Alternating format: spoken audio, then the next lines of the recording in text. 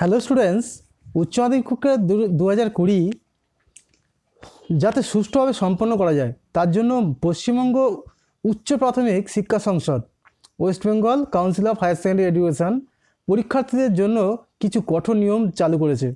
সেই নিয়মগুলো আজকে সেগুলো তোমাদের সঙ্গে শেয়ার করব। এবছরের পরীক্ষা শুরু হচ্ছে 12ই মার্চ এবং শেষ হবে 17ই মার্চ। এই হলো পরীক্ষার রুটিন। তোমরা নিশ্চয়ই প্রত্যেকের রুটিন জানো, তাও আমি দেখিয়ে দিলাম। 12ই মার্চ শুরু এবং 27 তারিখে শেষ হচ্ছে। এখন দেখো অ্যাডমিট কার্ড তোমরা কীভাবে পাবে। তোমাদের জানিয়ে রাখি 3 তারিখ অর্থাৎ এই মার্চ মাসের 3 তারিখ মঙ্গলবার পশ্চিমবঙ্গ উচ্চ মাধ্যমিক শিক্ষা সংসদ বিভিন্ন ক্যাম্পের মাধ্যমে স্কুলগুলোতে অ্যাডমিট কার্ড দিয়ে দেবে। সুতরাং তোমরা মঙ্গলবার স্কুলে গিয়ে পেয়ে যেতে পারো। তবে আমার সাজেশান কি, তোমরা বুধবার গিয়ে অ্যাডমিট কার্ড নিয়ে নাও, মঙ্গলবার কখন আসবে কি না আসবে। এবার দেখো অ্যাডমিট কার্ড যখনই পাবে তোমরা 4-5 কপি অবশ্যই জেরক্স করে রেখে দেবে। কারণ কি, জেরক্স না করলে যে কোনো সময় অ্যাডমিট কার্ড হারিয়ে গেলে খুব বিপদে পড়ে যাবে। তোমাদের অবশ্যই খেয়াল রাখতে হবে। দেখো এই নির্দেশগুলো, একজন পরীক্ষার্থী কেবলমাত্র বৈধ অ্যাডমিট কার্ড সহই তোমার পরীক্ষা কেন্দ্রে প্রবেশ করতে পারবে এবং নির্দিষ্ট আসনে বসে পরীক্ষা দিতে পারবে। বাবা মা বা অন্য কেউ পরীক্ষা কেন্দ্রে প্রবেশ করতে কিন্তু পারবে না, এটা মাথায় রাখতে হবে। বই বা ব্যাগ নিয়ে পরীক্ষা কেন্দ্রে ঢুকতে পারবে না, খুব গুরুত্বপূর্ণ বিষয়, ব্যাপারটা খেয়াল রাখো। ফলে তোমরা বই ব্যাগ কোথায় রাখবে বাইরে, সেটা তোমাদের দায়িত্ব। সুতরাং পরীক্ষা কেন্দ্রের বাইরে তোমাদেরকে রেখে দিতে হবে, সেই মতো তোমরা ব্যবস্থা রাখবে।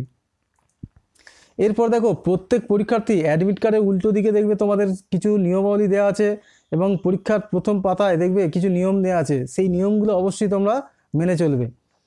পরীক্ষার্থীদের সঙ্গে কোনো বই, কাগজ, নোট, মোবাইল ফোন ইত্যাদি রাখা যাবে না। যদি এইগুলো পাওয়া যায় তাহলে কিন্তু তোমাদের পরীক্ষা বাতিল হয়ে যাবে, সেটা মাথায় রাখতে হবে। মোবাইল ফোন নিয়ে পরীক্ষা কেন্দ্রে ঢোকা একদম কঠোরভাবে নিষিদ্ধ। মোবাইল ফোন যদি ধরা পড়ে কিন্তু তোমার পরীক্ষা বাতিল হবেই একদম। সুতরাং মোবাইল নিয়ে তোমরা খুব সজাগ থাকবে।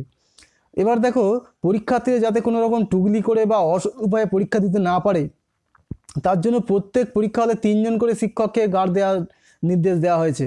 সুতরাং 3 জন শিক্ষক থাকবে। পরীক্ষা শুরু হবে 10টা থেকে, তাই 9টা 30 মিনিটে পরীক্ষা কেন্দ্রে তোমরা প্রবেশ করে যাবে। এবার দেখো তোমাদের প্রবেশ করার সময় খেয়াল রাখতে হবে যে প্রয়োজনীয় জিনিসপত্র যেন অ্যাডমিট কার্ড, 3-4টে কালো বা নীল কালির পেন, স্কেল, পেন্সিল, ক্যালকুলেটর, জলের বোতল, যেন এগুলো সব ঠিকঠাক মনে করে নিয়ে নেবে। কারণ এগুলো হচ্ছে না নিয়ে গেলে তোমাকে আর কিন্তু বেরোতে দেওয়া হবে বা তুমি পরে ঢোকার সুযোগ পাবে না। এবার দেখো তোমার প্রতিটা উত্তরপত্রের 2টো করে অংশ রয়েছে, পার্ট এ এবং পার্ট বি। এই পার্ট এ এবং পার্ট বি 2টো অংশ রয়েছে। এই 2টো অংশে উত্তর করতে হবে। পার্ট এটা কি, পার্ট এ হচ্ছে সাধারণ বড় প্রশ্ন থাকে, 2-3 নম্বর বা 4-5 নম্বরের বড় প্রশ্ন। পার্ট বিতে থাকে এমসিকিউ এবং অতি সংক্ষিপ্ত উত্তরধর্মী প্রশ্ন সঙ্গে উত্তরপত্র, অর্থাৎ প্রশ্নপত্র এবং উত্তরপত্র একসঙ্গে। পার্ট বি মোট সময় তোমার 3 ঘন্টা 15 মিনিট, অর্থাৎ তোমাদের 10টা থেকে শুরু হয়ে 1টা 15 পর্যন্ত পরীক্ষা হবে। এবার দেখো ঠিক 10টার সময় বেল পড়ার সঙ্গে সঙ্গে তোমরা পার্ট এর প্রশ্নপত্র পাবে, তারপর পাবে পার্ট বি এর প্রশ্নপত্র সঙ্গে উত্তরপত্র। সেখানেও সঠিক করে নিজের নাম, রোল নাম্বার, রেজিস্ট্রেশন নাম্বার, বিষয় এগুলো লিখতে হবে পার্ট বিতে। পার্ট এতে নয়, পার্ট বিতে তোমার লিখতে হবে। যেমন দেখো পার্ট বির আমি এখানে একটা দেখাচ্ছি।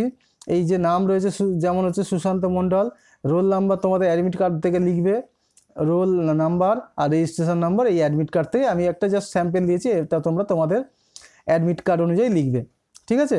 এরপর দেখো তোমরা 10টা 10 মিনিটে পার্ট এর উত্তরপত্র পাবে, অর্থাৎ বড় প্রশ্ন লেখার যে উত্তরপত্র মূল খাতা সেটা পাবে। সেখানে নির্দিষ্ট জায়গায় নাম, রোল নাম্বার, রেজিস্ট্রেশন, বিষয় এগুলো লিখে নেবে। এই যেমন আমি দেখাচ্ছি, দেখো বিষয় ধরো কেমিস্ট্রি, সাবজেক্টে তো এই নামের জায়গায় নাম লিখবে, রোল নাম্বার, রেজিস্ট্রেশন নাম্বার এগুলো অ্যাডমিট কার্ড দেখে দেখে পূরণ করে নেবে, ঠিক আছে। এবার দেখো পরীক্ষা ঠিক লেখা শুরু হবে হচ্ছে 10টা 15 সময়, ঠিক আছে। 10টা 15 থেকে তোমাদের লেখা শুরু হবে। এবার দেখো লেখার সময় খেয়াল রাখতে হবে পাতায় অবশ্যই মার্জিন টেনে নেবে, ঠিক আছে। দুদিকে অন্তত মার্জিন টানতে হবে, ওপরে এবং নিচে। ওপরে হচ্ছে 1.5 ইঞ্চি এবং বাঁদিকে 1 ইঞ্চি মার্জিন টেনে নেবে, ঠিক আছে। এই মার্জিনটা টানা খুবই দরকার। এবং খাতার ডান দিকে যদি বা নিচে মার্জিন নাও টানতে পারো, কিছুটা ফাঁকা রেখে দেবে 1/2 ইঞ্চি করে। কারণ কী হয়, এই খাতা লেখার পরে বান্ডিল হয়ে তো চলে যায়, আর সেটা তোমার বিভিন্ন জায়গায় যেতে যেতে ছিঁড়ে যেতে পারে। তাই ধারে বেশি লিখবে না, তাতে হচ্ছে তোমার ক্ষতি হতে পারে। কী কালির পেন দিয়ে লিখবে দেখো, মার্জিনটার জন্য নীল কালি এবং মূল উত্তরপত্র লেখার জন্য কালো কালির পেন ব্যবহার করতে পারো।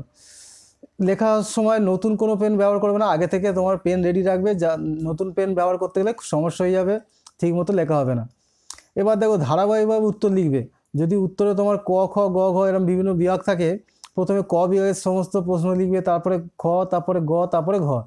যদি কোনো প্রশ্নের হয়তো তুমি উত্তর লিখতে পারছো না, তাহলে দাগ নাম্বার দিয়ে মোটামুটি একটু জায়গা ফেলে রাখো, পরে তুমি সেটাকে চেষ্টা করবে। ঠিক আছে, এইভাবে তোমার লেখা শুরু করবে। যেমন এখানে দেখো কর দাগে এমসিকিউ প্রশ্ন রয়েছে, তুমি এমসিকিউ পরপর লিখে থাকো, এইভাবে পরপর লিখতে থাকো। ঠিক আছে, এরপরে খ বিভাগের লেখো, খ বিভাগে এইভাবে লিখতে থাকো।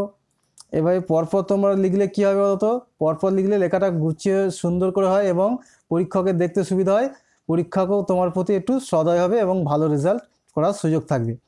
পরীক্ষায় কোনো উত্তর ছেড়ে আসবে না, যা একটু আধটু পারবে লিখে আসবে। বড় প্রশ্ন সবসময় নতুন পড়া থেকে শুরু করবে।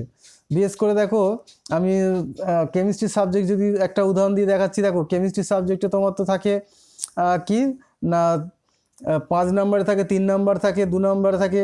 সুতরাং 2 নম্বরগুলো তোমরা একটা পাতায় লেখো, দুটো ঠিক আছে, কিন্তু 3 নম্বরেরগুলো বা 5 নম্বরগুলো অবশ্যই তোমরা নতুন পাতা থেকে শুরু করবে।